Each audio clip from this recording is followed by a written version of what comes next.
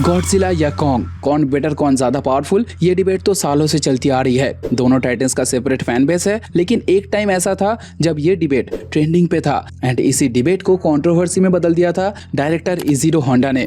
उन्होंने साल 1962 में king Kong versus Godzilla movie में इन दोनों टाइटन्स की एंडिंग इस प्रकार से लिखी थी जिससे फैंस के बीच एक विवाद शुरू हो गई। अगर तुमने इस मूवी को देखा है तो तुमको जरूर पता होगा कि इसमें गॉडजिला को एक विलन एंड कॉन्ग को एक हीरो की तरह प्रेजेंट किया गया था। अब स्टार्टिंग में तो इन दोनों टाइटन्स के बीच फाइट चल रही थी जिसमें गॉडजिला हर बार जीत रहा था, लेकिन क्लाइमैक्स में अचानक कॉन्ग को कहीं से स्पेशल पावर मिल जाती है। उसमें बिजली की ताकत आ जाती है जिससे बाजी पलट जाती है। जहां इस मूवी में कॉन्ग को लाइटनिंग की ताकत एक तूफान से मिलती है जिससे वो गॉडजिला को लाइटनिंग शॉक एंड लाइटनिंग पंच भी मार सकता था। अब बैटल में धीरे धीरे कॉन्ग अपना दबदबा बना लेता है जिसके चलते गॉडजिला ये बैटल हार जाता है। लेकिन इस एंडिंग को भी डायरेक्टर ने ठीक से प्रेजेंट नहीं किया था। फाइट के एकदम आखिर में कॉन्ग गॉडजिला से लड़ते हुए उसे समुद्र में ले डूबता है, जिसके कुछ समय बाद पानी से सिर्फ कॉन्ग ही वापस आता है। उसके बाद मूवी खत्म। एंड में गॉडजिला का कोई नाम और निशान नहीं मिलता। जहां डायरेक्टर एंड प्रोडक्शन हाउस का कहना था कि कॉन्ग ने गॉडजिला को पानी में ही मार डाला एंड गॉडजिला हारने के बाद समुद्र के नीचे चला गया।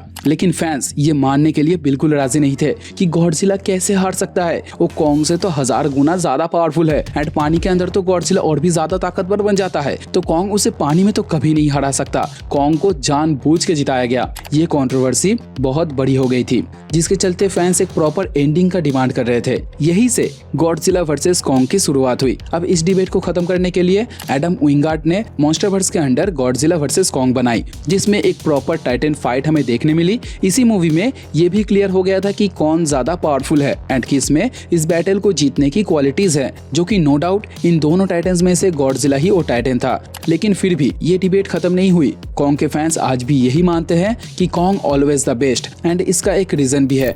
गॉडजिला वर्सेस कॉन्ग में एक ऐसा इवेंट हुआ था जो कॉन्ग के फैंस को निराश करने के बजाय उन्हें और भी छाती ठोक के चिल्लाने का मौका दे दिया। जब इस मूवी के एंड में गॉडजिला कॉन्ग से फाइट कर रहा था तब कॉन्ग इतना ज्यादा इंजर्ड हो गया था कि उसमें खड़े होने की भी ताकत नहीं बची थी। उसका शोल्डर डिसलोकेट हो गया था, हार्ट बीट धीरे धीरे बंद पड़ रही थी। इन शॉर्ट उसका एंड आ चुका था। लेकिन तब इंसानों के मदद के बाद वो जब फिर से अपने पैरों पे खड़ा हो सका तब जिया ने उसे समझाया कि मेगा गॉडजिला ही असली विलन है, गॉडजिला नहीं। तब कॉन्ग ने जाकर गॉडजिला की मदद की एंड अपने कंधों पर जिम्मेदारी लेके मेगा गॉडजिला को हराया। अब इस पॉइंट पे अगर तुम देखोगे तो मेगा गॉडजिला ने गॉडजिला को लगभग मार ही दिया था, अधमरा कर दिया था।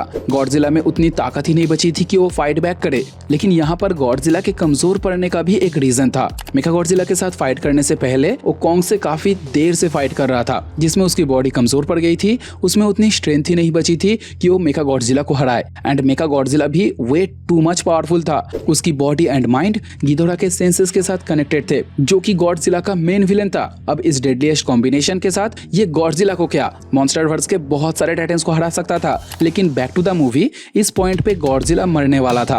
अगर सही टाइम पे कॉन्ग मेगा गॉडजिला के ऊपर हमला नहीं करता तो हो सकता है गॉडजिला मरता नहीं बट बुरी तरह से घायल होता, जिससे रिवाइव होने के लिए उसे बहुत सारी न्यूक्लियर रेडिएशन की जरूरत पड़ती, जैसा कि हमें किंग ऑफ द मॉन्स्टर में देखने मिला था। वहां पर तो गॉडजिला डिस्ट्रॉयर बॉम्ब के फटने से काफी इंजर्ड हो गया था, बहुत सारी एनर्जी लॉस हो गई थी उसकी, जिससे ठीक करने के लिए इंसानों ने उसकी मदद की थी।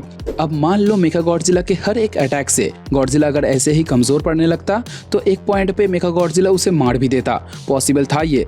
लेकिन इसी फ्यूचर को बदलते हुए कॉन्ग ने गॉडजिला की मदद की जिससे गॉडजिला उस टाइम के लिए तो बाल बाल बच गया। अब इसी इवेंट के बाद कॉन्ग के फैंस अपने फुल पावर में आ गए कि अगर भाई कॉन्ग ना होता तो इस पॉइंट पे गॉडजिला के ऊपर माला चढ़ गया होता। लेकिन एक बार सोच के देखो, मेगा गॉडजिला अगर बाई चांस गॉडजिला को मार देता तो उसके बाद कॉन्ग ही उसका अगला शिकार होता। एंड ये तो तुम जरूर मानोगे, विदाउट गॉडजिलास एटॉमिक ब्रेथ कॉन्ग अपने हथियार से मेगा गॉडजिला का कुछ भी नहीं उखाड़ पाता।